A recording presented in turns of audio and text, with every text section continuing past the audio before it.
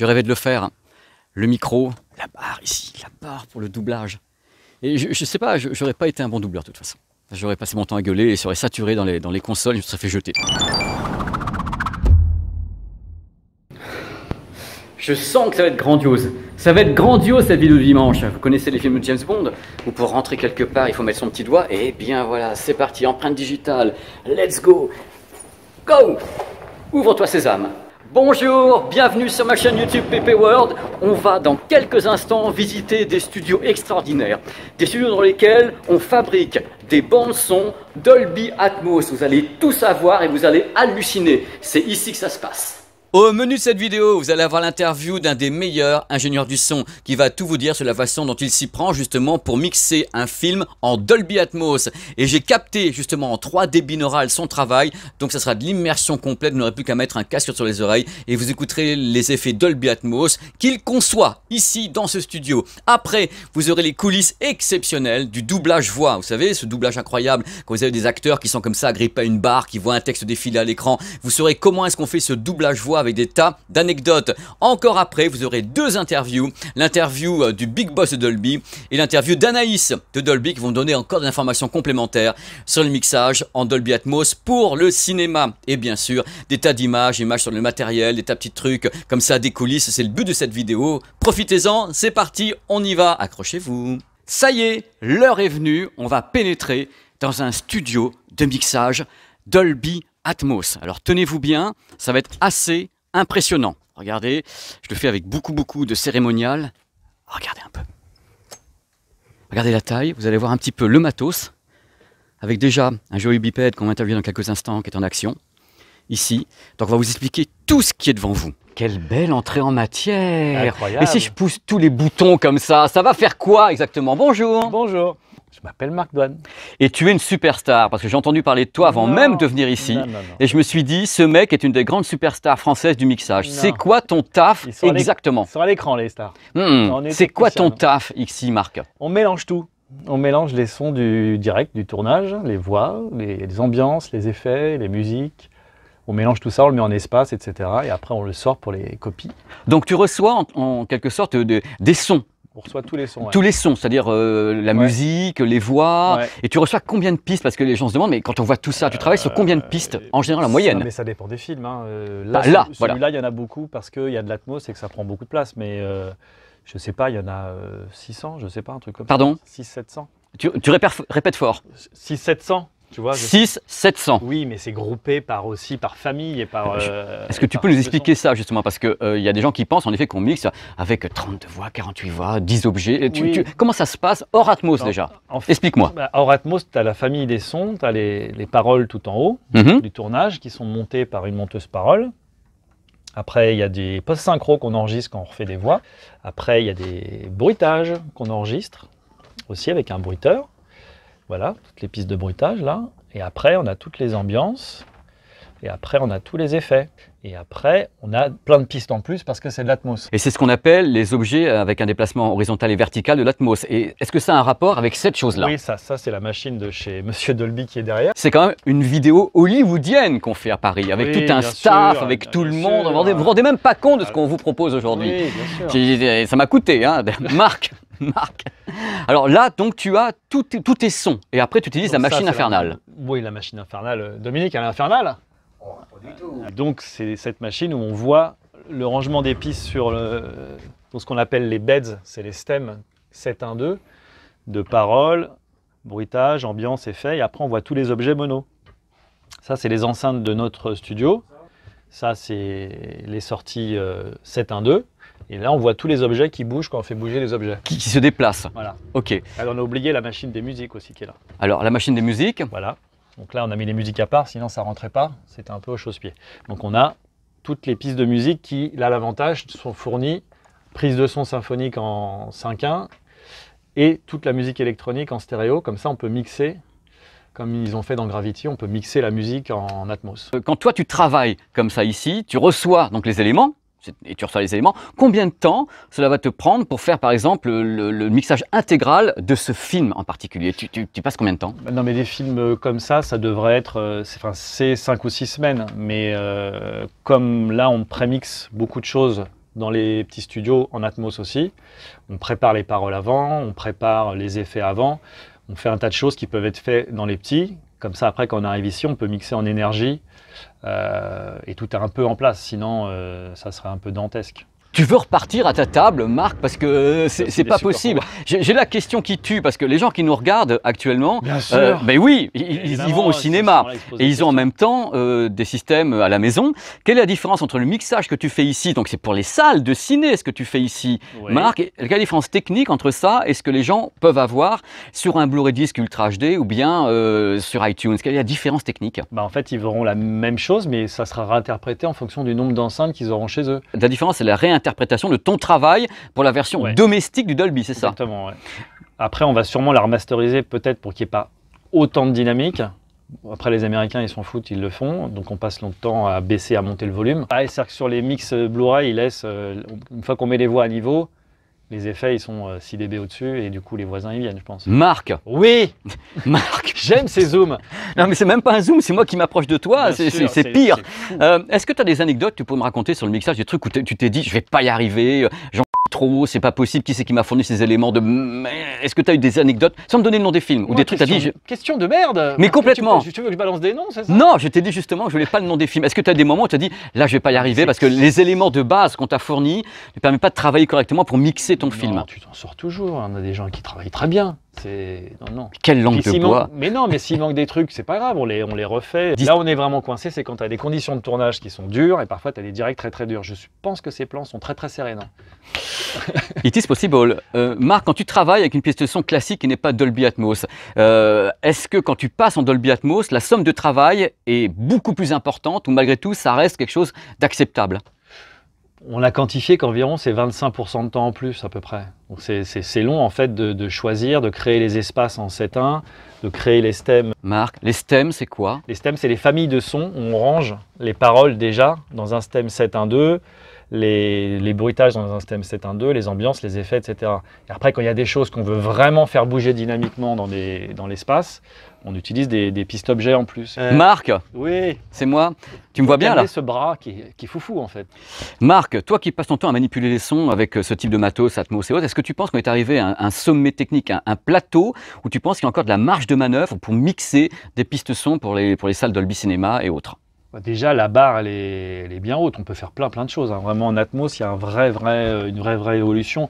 Ne serait-ce que déjà, outre la spatialisation, même la bande passante des arrières qui du coup sont pas filtrées, d'être un peu en pleine bande sur les arrières. On n'a pas la qualité de celle de la façade, mais c'est vachement plus ample. On peut faire plein de choses. Après, ça dépend des films, ça dépend de la grammaire, ça dépend de ce qu'il y a à raconter. Des fois, c'est hors sujet. Hein. On ne va pas faire ça sur voilà, une comédie en intérieur avec que du texte. Après, il y a plein de champs qui s'ouvrent avec le binaural, etc. Si je sais pas, si un jour les gens ont leur fonction de transfert pour des casques dans les salles et que du coup tout le monde est au casque, on peut faire aussi des choses très très folles. Hein.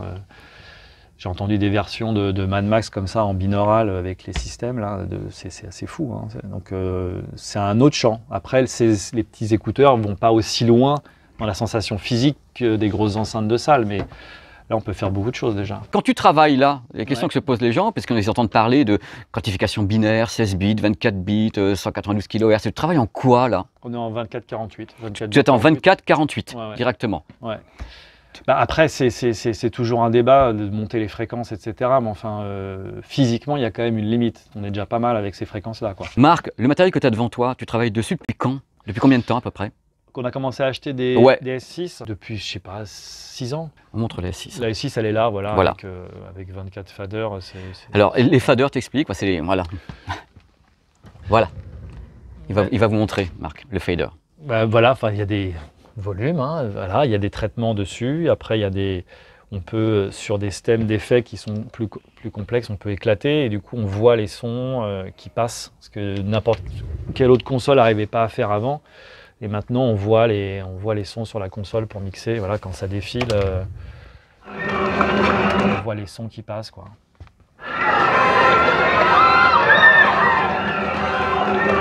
Donc, comme ça, on peut éclater. En fait, c'est vachement plus moderne sur la gestion du Pro Tools, en fait. Donc, on peut voir les sons, éclater des plugins compliqués, faire un tas de choses que les anciennes consoles n'ont pouvais pas faire en fait. Et toi, tu as mixé ton premier film en Atmos, tu te rappelles quand? Quand est-ce que tu as fait ça? Non, moi là, j'avais juste fait sur la French une démo teaser en Atmos, mais c'est la première fois en fait. D'accord. J'avais testé des trucs, mais il n'y en a pas beaucoup par an en France. Tout le monde me dit, en effet, il n'y en a pas beaucoup, il n'y en a pas tout ça, assez. Mais en fait, il y a entre 2 et 4, je crois, par an. C'est-à-dire que Dolby, ça coûte cher, quoi, la licence, personne ne peut la payer. Mais Dolby fait des gros efforts en France. Mais j'en doute pas. Dolby est bien sympathique en France. Aux États-Unis, on a l'habitude aux États-Unis de le faire sur tous les films et les rapports des budgets étant de 1 à 10, c'est sûr qu'ils peuvent se la payer. Voilà. Mais je pense que ça va se démocratiser un peu plus. Il y a 250 salles en France, là, donc c'est pas mal du tout. Donc mais j'en ai un autre l'année prochaine aussi, en Atmos, donc je pense que ça commence à faire son chemin. D'accord. Mais écoute, Marc, je te remercie énormément, infiniment, pour d'abord ton humour et toutes tes infos. Les gens ont pu voir comme ça, connaître ton univers, parce que c'est ton chez-toi ici, tu bosses avec tout ça. Oui, on est dans le noir. C'est dans le noir, c'est-à-dire que voilà, il vit dans le noir, il écoute des sons, il a une bonne oreille, je lui souhaite, et tout ce matos. On va passer maintenant à d'autres interviews, d'autres coulisses encore de cet endroit. Merci encore. De rien. Vous allez vivre un truc de folie, non mais vraiment de folie. Regardez, j'ai chaussé carrément les intras qui permettent une captation en binaural, c'est le modèle Sennheiser qui est ici, et vous allez avoir les sensations comme si vous étiez avec nous, ici, dans le studio de mixage. Vas-y, si, vous en faites pas, vous en faites pas.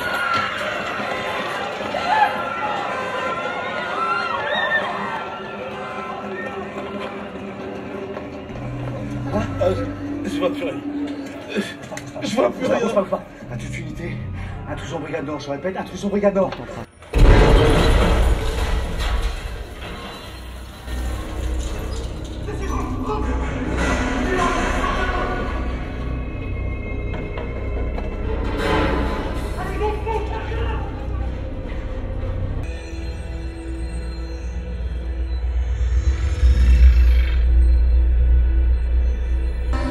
C'est des objets sonores que vous voyez ici, spatialisés.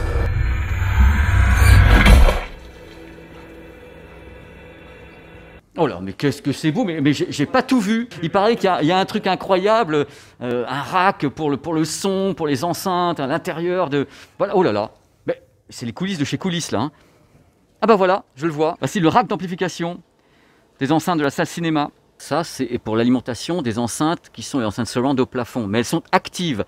C'est-à-dire que chaque enceinte a son amplification intégrée. Mais là, on envoie le signal. Ça sont les amplis pour la façade, donc le son qui vient de façon frontale vers vous. Regardez, ouvrez grand les yeux, nous sommes derrière l'écran dans le studio de mastering. Voici donc le système audio qui est derrière. Vous avez les 3 voix, regardez.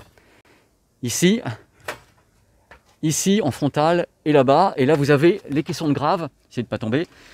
Environ 2200 à 2300 watts de caissons de grave, donc on est juste derrière l'écran. C'est des choses que vous ne voyez pas, c'est planqué derrière avec l'écran acoustiquement transparent. Et ça crache, hein, pas de problème là-dessus. Et maintenant, tenez, on va aller voir le nodal. Alors le nodal, c'est le centre névralgique d'un studio de mastering. Voici le nodal.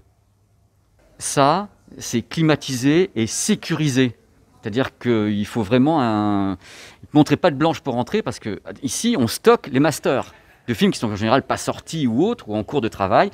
Donc c'est entièrement... C'est un coffre-fort transparent, tout simplement. C'est merveilleux. Donc les ordres pour toutes ces machines sont donnés depuis les studios de l'autre côté, et donc on donne des ordres ici au nodal. On ne va pas s'arrêter en si bon chemin. J'ai encore tellement de trucs à vous montrer. On va rentrer dans le studio jaune.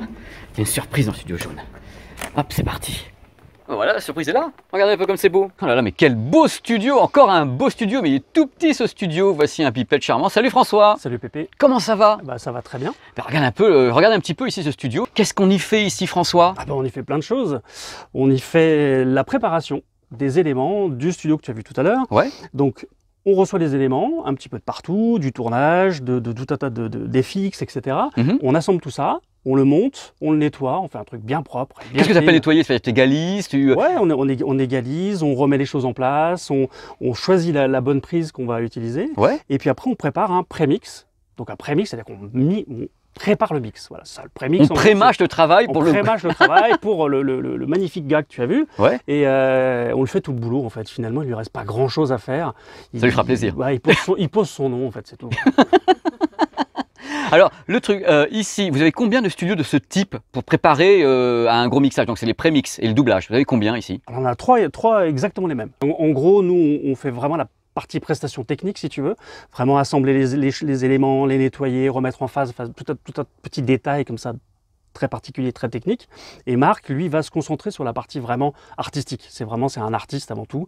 Et il va, même si c'est un très bon technicien, ne me fait pas dire ce que j'ai pas dit, et il va nous préparer ça aux petits oignons après et amener sa vraie patte et son vrai talent.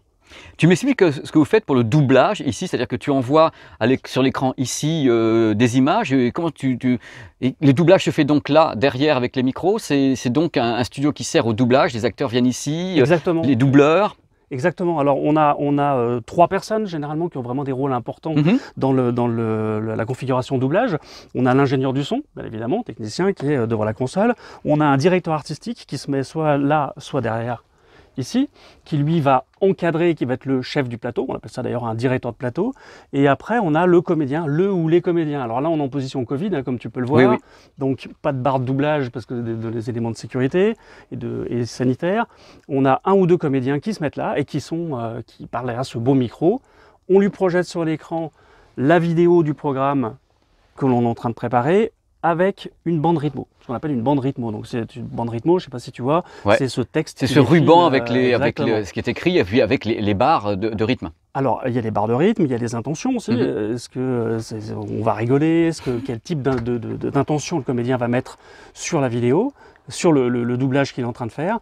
Et puis voilà, donc on lui présente une première fois la séquence, généralement en version originale, donc en anglais, en espagnol ou autre. Le comédien s'imprègne un petit peu de ce qu'il a vu, et puis derrière, on recommence, et là, il le joue. Donc là, on lui balance ce qu'on appelle la VI, c'est-à-dire la bande-son sans la voix, et lui va poser sa voix dessus. Et c'est mixé en temps réel derrière, c'est-à-dire que... C'est pas mixé tout de suite. L'ingénieur du son va être garant de la qualité du son, le directeur artistique va être le garant éditorial de ce qu'on vient d'enregistrer, et après, derrière, il y aura une partie montage, encore une fois, c'est-à-dire qu'on va nettoyer, enlever les petits clics, tu vois, les petits bruits de bouche, toutes ces petites choses. On va rajouter des petites réverbérations qui vont bien pour que, si on est dans une salle de bain, qu'on ait l'impression d'être dans une salle de bain, et on va réintégrer ça dans la VI, donc dans la bande-son originale. Écoute, c'est formidable ce que tu dis, parce que je pensais jamais avoir la chance de t'avoir comme ça en interview pour que tu expliques aux gens le doublage. Le doublage d'un film classique, on peut dire, il dure 1h30, ça prend combien de temps? 2 jours, 3 jours? Ça se passe comment en général? Est-ce que tu as une donnée à nous filer ou c'est très variable? C'est très variable. Ça dépend en fait du budget que tu veux mettre dessus. Et le nombre de dialogues aussi, quelquefois, il y a des films. Bien évidemment, tu as des films qui sont extrêmement bavards. On parle de lignage, de nombre de lignes, de nombre de mots. Si tu as un film qui est extrêmement bavard, qui est un film, on va dire, un huis clos par exemple, tu vas avoir beaucoup de travail. Par contre, si tu es sur un film plus contemplatif et autres, tu vas avoir très peu de travail, donc ça peut être beaucoup plus léger. Mais en général, en moyenne, c'est entre 2 et 4 jours. Et dis-moi, François, est-ce qu'il t'arrive quelquefois de travailler avec des comédiens qui ne seraient pas ici, c'est-à-dire à distance, et qui pourraient comme ça envoyer leur voix? Bien sûr, on a la possibilité. En fait, ce studio est à la fois connecté et déconnecté. C'est très important. Connecté parce qu'en fait, on va pouvoir enregistrer un comédien à Los Angeles, un comédien à Londres ou n'importe où, via des outils un petit peu particuliers qui viennent s'imbriquer en fait dans nos outils de travail. Et en même temps, c'est un studio qui est complètement déconnecté, puisqu'en fait, bien évidemment, comme tu le sais, et tu en parlais à un autre moment, la sécurité, très importante pour nous, puisqu'en fait, on travaille sur des masters, on travaille sur des éléments qui sont originaux, avec des films qui ne sont pas encore sortis au cinéma, ou sur de la vidéo avec des éléments qui ne sont pas encore connus par le grand public. Donc on doit protéger tout ça, et donc on a un côté déconnecté total pour préserver en fait cette sécurité. Merci beaucoup François, c'est génial, tu as vraiment été top. C'est un plaisir de te recevoir. Merci. Ciao. Bon, on va continuer parce que sincèrement, je ne sais pas dans quel état vous êtes, mais moi je suis super passionné par ce qui se passe et je vais appuyer sur un bouton et dans quelques instants, vous allez avoir Monsieur Dolby Cinéma. Bonjour. Bonjour Pépé. Comment ça va? Mais ça va très bien. Mais qui êtes-vous, monsieur? Alors, je m'appelle Dominique Schmitt et je m'occupe de la partie cinéma pour Dolby en France. Donc vous, c'est cinéma, c'est pas le home cinéma qu'on verra tout à l'heure avec Anaïs. La première question que j'ai envie de vous poser, c'est quoi, au fond, de façon basique, le Dolby Atmos par rapport à ce qui existait auparavant? Alors, Dolby Atmos, c'est ce qu'on appelle un format de son immersif. L'idée, c'est de plonger le spectateur au milieu du son, en lui mettant du son au-dessus de lui, autour de lui, partout, de manière à ce qu'il vive complètement l'action qui se passe sur l'écran. Alors, vous savez, traditionnellement, le son 5 points ou 7 points, c'est du son qui vous entoure et qui vous permettait déjà d'avoir une dimension, une profondeur par rapport à l'écran, mais avec le son immersif Atmos, là vous êtes carrément entouré, mais même au-dessus, il y en a partout autour. C'est une bulle. C'est une bulle, exactement, avec des sons qui peuvent se déplacer autour de vous, passer au-dessus, derrière, etc., pour donner beaucoup plus de réalisme à l'image, à ce qui se passe sur l'écran. En fait, vous faire vivre la scène comme jamais on pouvait le faire auparavant. Qu'est-ce qu'il faut pour créer une piste son Dolby Atmos? Il faut un outil qu'on appelle le renderer, l'outil qui permet en fait de orienter les sons vers tous les haut-parleurs qu'on dispose dans la salle. La particularité de ce format, c'est que toutes les salles ne se ressemblent pas, elles n'ont pas toutes le même nombre de haut-parleurs. Et l'idée, c'est qu'en fait, on va envoyer dans les salles un mixage qui n'est pas fini. Ah, vous allez me dire c'est bizarre, mais en réalité, c'est que le son va s'adapter à la configuration de la salle. Alors, comment ça se passe? C'est que le mixeur, au lieu de mélanger, comme on le fait traditionnellement, tous les sons ensemble, il y a certains sons qu'on appelle des objets, qu'il va garder séparés. Et aux objets, il va dire, voilà, je voudrais qu'ils soient là. Au lieu de dire, mets-le-moi dans ce haut-parleur-là, il va dire, je veux qu'il soit là et qu'il bouge comme ça. Et en fait, ce sont les données de mouvement ou de placement qu'on capture, qu'on colle avec le son et qu'on envoie dans la salle. Dans la salle, le processeur Cinema Atmos dit « Tiens, on m'envoie un son, ah, on me donne des coordonnées, je vais regarder où sont les haut-parleurs dans la salle et je me dis il faut que je touche ce haut-parleur-là et ce haut-parleur-là. » Et il va reproduire très très fidèlement les mouvements et les placements alors que, en fait, la configuration de la salle n'est pas la même que celle du studio dans lequel on a mixé. C'est quelque chose qui s'adapte à chaque fois à la configuration de la salle.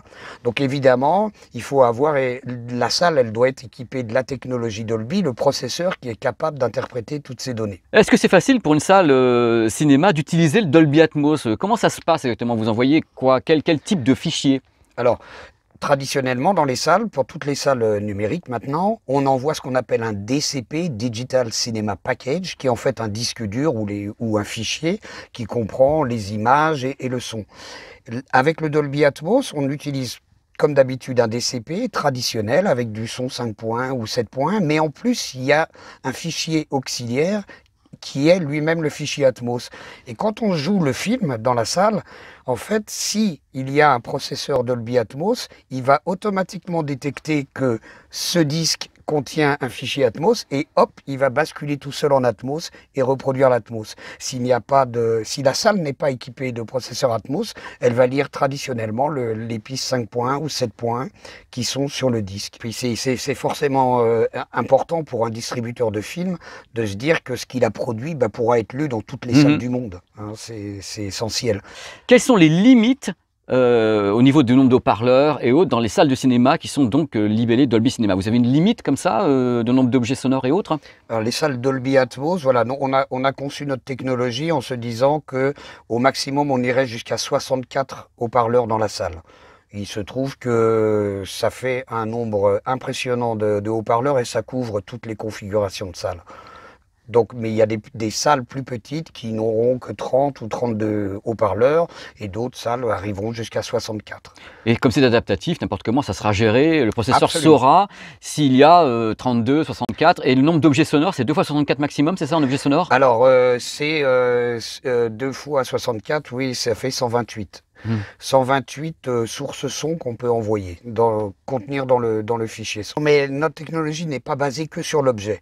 Autrefois, vous savez, le mixage traditionnel, on mélange toutes les sources pour faire un mixage qui est terminé et qu'on ne peut plus modifier. Et cette approche-là, elle a des qualités.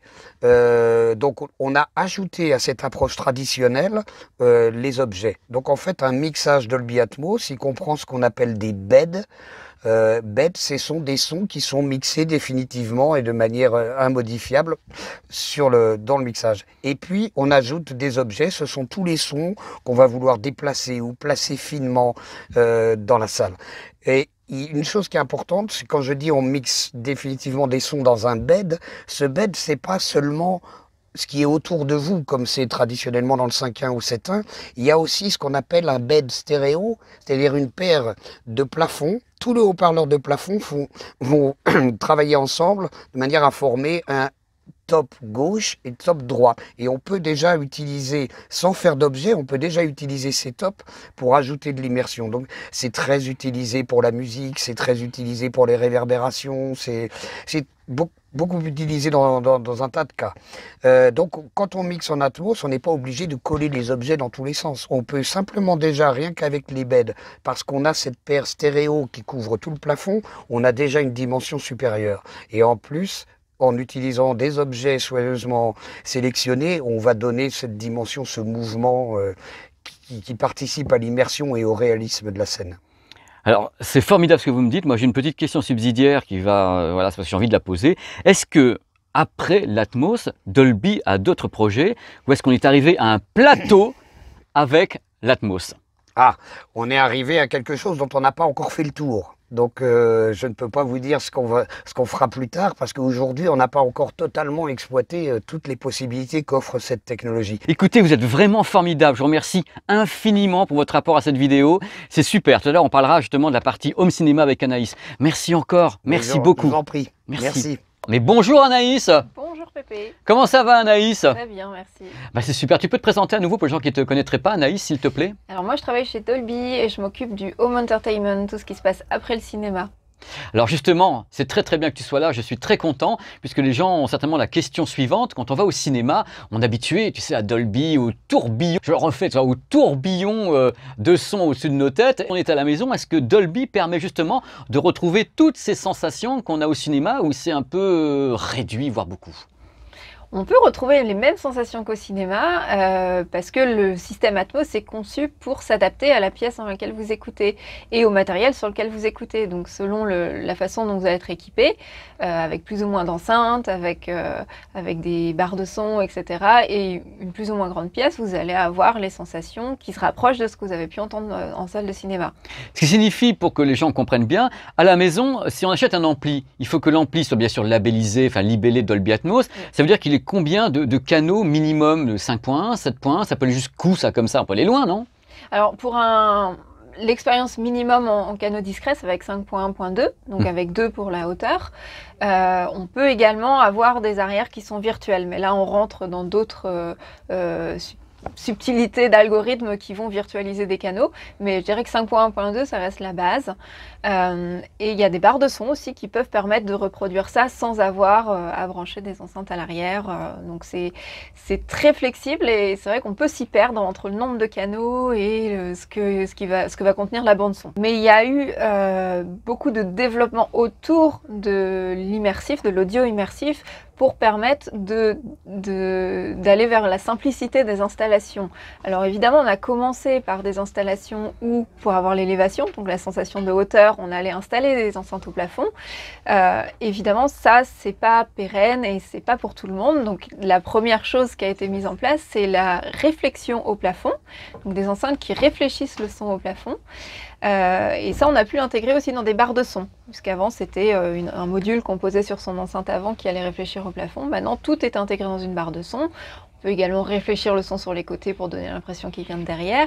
Et on peut virtualiser certains canaux. C'est-à-dire qu'il n'y a même pas une enceinte qui est dédiée à ce canal, mais il va être virtualisé par l'algorithme, par le traitement sonore qu'il y a dans le décodeur son. On peut aller jusqu'à combien de canaux comme ça? C'est-à-dire des gros amplis qui ont 11.1.2. On va jusqu'où en Dolby Atmos? Qu'est-ce qui est possible? Théoriquement, le format maximum en Atmos Home, c'est 32.2 par exemple de subwoofer, .10. C'est très théorique. Je crois que le préampli le plus important a 32 canaux, c'est un Trinov. Mais la plupart des amplis très haut de gamme vont être plutôt sur du 9.2.4, quelque chose comme ça. Ça, c'est déjà beaucoup. Je dirais que l'installation pas de base mais de référence, ce serait un 7.1.4 et puis minimum un 5.1.2. Alors on a vu dans cette vidéo le grand studio de mixage cinéma pour le Dolby Atmos.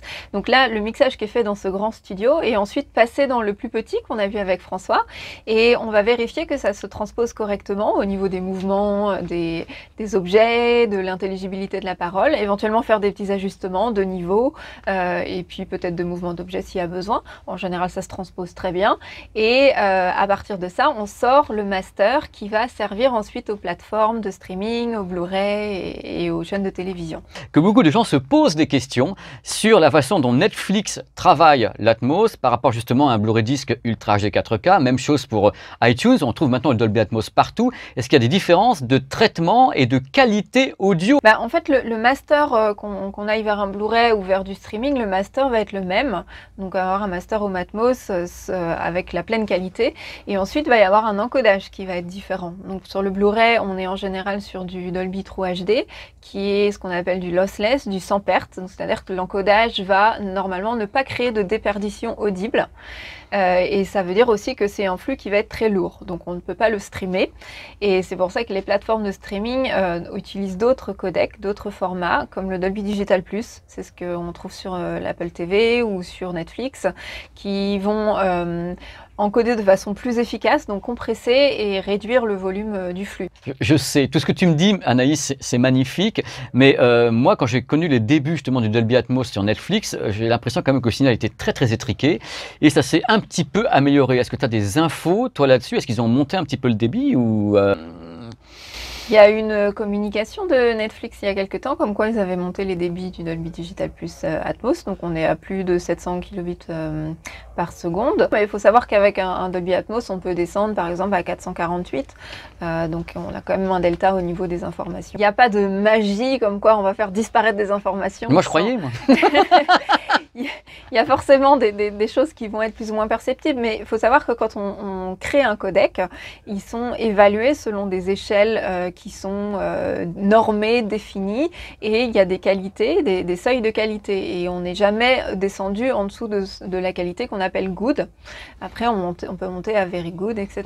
Donc on fait attention, en tout cas quand on définit les encodeurs Dolby Digital Plus, de le tuner pour des niveaux de qualité satisfaisants qui ont été validés par des panels d'utilisateurs. On continue avec les questions qui font plaisir parce que Anaïs, il y a beaucoup de gens qui me demandent, mais on a des barres de son Dolby Atmos virtuelles. Il y a des modèles qui sont pas très chers, des modèles super chers. Sur cette chaîne, il y a des tests de la TCL que j'ai moyennement aimé. Il y a d'autres produits chez Harman et des produits chez Sennheiser qui sont vachement bien. C'est quand même marqué Dolby dessus, Dolby Atmos. Qu'est-ce qui justifie de tels écarts, de telles différences, alors que vous êtes censé jouer un petit peu le gendarme par rapport à votre propre licence? Je sais que la question n'est pas facile, Anaïs. Tu me remercieras pas.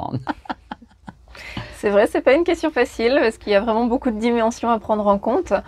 Le logo Dolby Atmos veut dire que le produit va pouvoir interpréter un flux Dolby Atmos et faire ce qu'on appelle un rendering. Donc un peu comme vous avez vu dans l'audit cinéma avec les petites boules sur l'écran, il va comprendre les objets et il va le restituer sur les canaux, enfin sur les haut-parleurs qui sont en présence dans le produit. Donc aucun son sera ignoré, tout sera reproduit au mieux. Ensuite, il y a vraiment des différences de gamme dans les produits. On va du haut de gamme avec des amplis, avec plein de canaux, à du bas de gamme, de l'entrée de gamme avec des canaux qui sont même virtualisés. C'est pas la même expérience, hein. On va avoir une expérience haut de gamme et une expérience entrée de gamme. Par contre, le format sera pris en compte et sera restitué. Ce que fait Dolby avec un fabricant, c'est de s'assurer que chaque canot est reproduit à sa place, que s'il y a de l'élévation, elle est aussi bien interprétée. Par contre, le fabricant, lui, va être en charge de l'acoustique de son produit et de tout ce qui est tuning du produit. Donc, selon les marques, vous allez avoir des résultats différents qui s'ajoutent à la couche Dolby Atmos et qui vont permettre aux fabricants de se différencier entre eux. Bon, dans tous les cas, Anaïs, je voulais te remercier vraiment énormément d'avoir répondu à mes petites questions qui sont vraiment pas faciles. Alors vraiment, merci pour ton apport à cette vidéo qui est de longue haleine, hein. Je vous fais la totale avec l'univers Dolby, mixage et autres. Merci Anaïs. Hop, je vous rattrape. Bon voilà, c'est la fin de ce reportage. Mais il y a une question, vous vous dites, mais pourquoi est-ce qu'il ne l'a pas posée à Dolby? La question est celle des VF en Dolby Atmos. Je l'ai posée 15 000 fois à Dolby cette question, à tous les intervenants. Voilà, seulement le hic, car il y a un hic, ce n'est pas Dolby qui est décisionnaire pour le fait que Warner ou bien Sony va faire une VF en Dolby Atmos. Dolby fournit les outils. Si jamais Warner ou Sony ou quelqu'un d'autre veut faire une VF en Dolby Atmos, mais Dolby ne peut pas lui décider, faites une VF en Dolby Atmos. C'est pas à eux. Eux, ce sont tout simplement les fournisseurs de matériel et de licences. Donc oui, j'ai posé la question, ils me disent, bah oui, on aimerait bien sûr qu'il y ait plus de VF en Dolby Atmos, tu penses bien, parce que c'est dans leur intérêt à eux aussi qu'il y ait des VF en Dolby Atmos.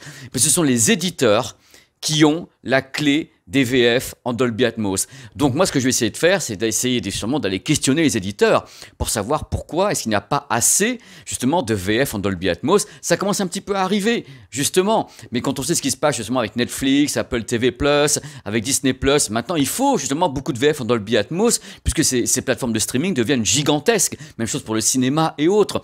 Donc, voilà, je ferai tout ce qu'il faut à la rentrée pour essayer d'avoir, comme ça, la chance d'interviewer des éditeurs et avoir, justement, leur politique éditoriale concernant la VF en Dolby Atmos, mais c'est pas Dolby qui décide. Aux États-Unis, c'est devenu une sorte de point commun de dire on va lancer des films en VO Dolby Atmos parce que tout est mixé en Dolby Atmos sur place. Il se pose pas de questions puisqu'en effet la production est comme ça. Nous, on doit faire du doublage en Dolby Atmos et là c'est plus compliqué. Voilà, parce que c'est pas les mêmes budgets visiblement et c'est tout simplement une question éditoriale vis-à-vis d'un éditeur. Il fait ce qu'il veut et moi j'aimerais qu'il fasse encore plus pour nous tous. Des VO, des VF en Dolby Atmos et qu'on y aille, du DTS-X et tout ça et qu'on s'amuse surtout. Voilà, c'est la fin de cette vidéo. Je vous avoue, le reportage était tourné il y a quelques mois. C'est-à-dire que j'ai attendu un petit peu pour le mettre en ligne parce qu'on n'était pas très sûr de la façon dont allait sortir le film. Comment je suis devenu un super-héros, on ne savait pas s'il sortait au cinéma ou bien sur Netflix. Il est sorti sur Netflix vers le 7 juillet en Dolby Atmos, bien sûr, et Ultra HD 4K.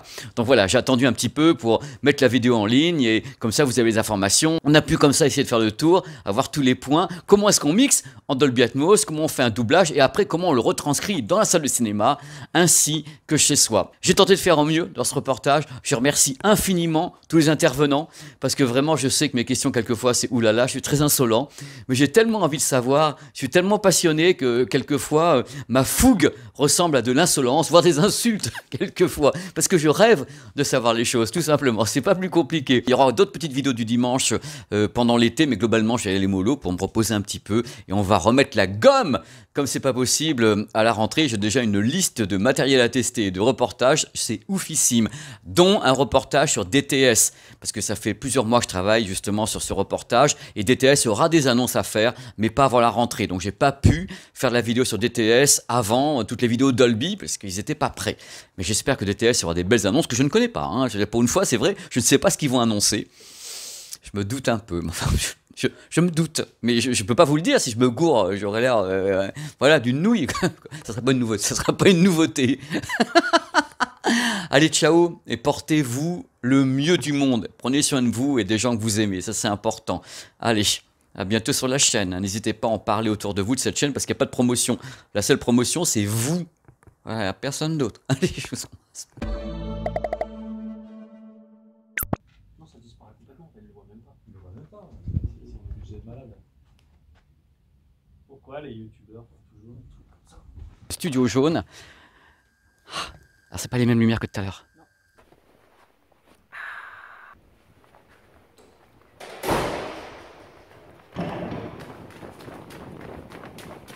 Je ne vais pas le gueuler comme ça.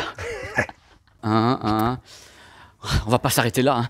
On va continuer, j'ai tellement de choses à vous montrer. Là, on va rentrer dans ce qu'on appelle le studio jaune. Regardez un petit peu les loulous. Hop, ça y est, il fallait me casser la figure.